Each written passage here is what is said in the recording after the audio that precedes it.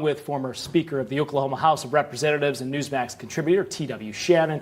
Brianna, you were listening to the commentary there. What did you make? You said you wanted to touch on something that was said. Yeah, Jeffrey talks about Jimmy Carter, which everybody likes to do. But first of all, you got to go back to 1979. He hit his lowest approval rating as president. But what's more important is, think about this. There has been a covert operation by Democrats right now to see whether or not there needs to be somebody who could possibly take in if Biden steps down. And that has been kind of Gavin Newsom. Ted Kennedy challenged Jimmy Carter for the nomination back for the 1980 election. And what did that do for the Democratic base? It fractured it. The black vote was fractured intensely because a lot of black leaders said, look, we like Ted Kennedy better than we like Jimmy Carter. Jimmy Carter hasn't fulfilled all his promises.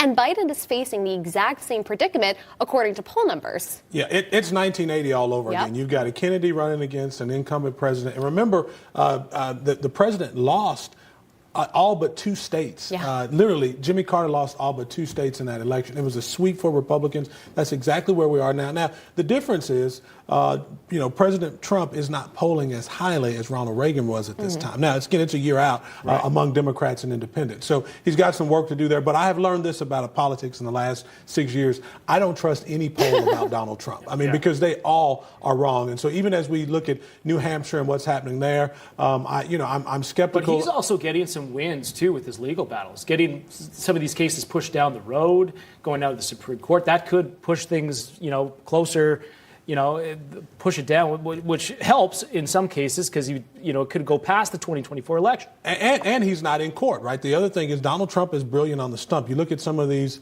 some of the events that he's had, the rallies that he's had, even in New Hampshire, the rallies are just dwarfing those of the other opponents. Even his closest opponent there, Nikki Haley. We know that. Her. Oh, I know. She's not. I'm so tired of people saying look, there is no precedent that Nikki Haley will have any opportunity to surpass Donald Trump in the primary unless he drops out. And the only time we saw something similar was in 1984. Walter Mondale was the eventual Democratic nominee. Gary Hart, he won New Hampshire. He was down bad in the polls like Nikki Haley, and he still didn't overtake Walter Mondale. That's a good point, though. Why have more GOP presidential hopefuls not dropped out? If they see the polls, they're like, Trump is leading by a landslide. Why hang on? Well, because there's still, you've got Chris Christie out there who's saying that Donald Trump is likely to be locked up and incarcerated by the time. So there is a good chance, at least there's a potential chance that you could see some legal action that keeps Trump off of the ballot. So I think that those hopefuls are still thinking, I need to be the person in line should something happen. But again, the question in politics is always, would you rather be in your position or your opponent's? And I think everybody would rather be in the position that Donald Trump is in right now. Yeah, and sorry, really quickly, Nikki Haley got endorsed by Sununu. Look, Sununu's endorsement means nothing because he endorsed the candidate during the primary, and the Trump-backed candidate won the primary. So, who's he fooling here? We will continue to watch. TW, thank you so much. Brianna, Merry Christmas. Appreciate Thank it. you for having us, Merry John. Christmas. Thank you so much for coming to to the studio. Love it. All right, up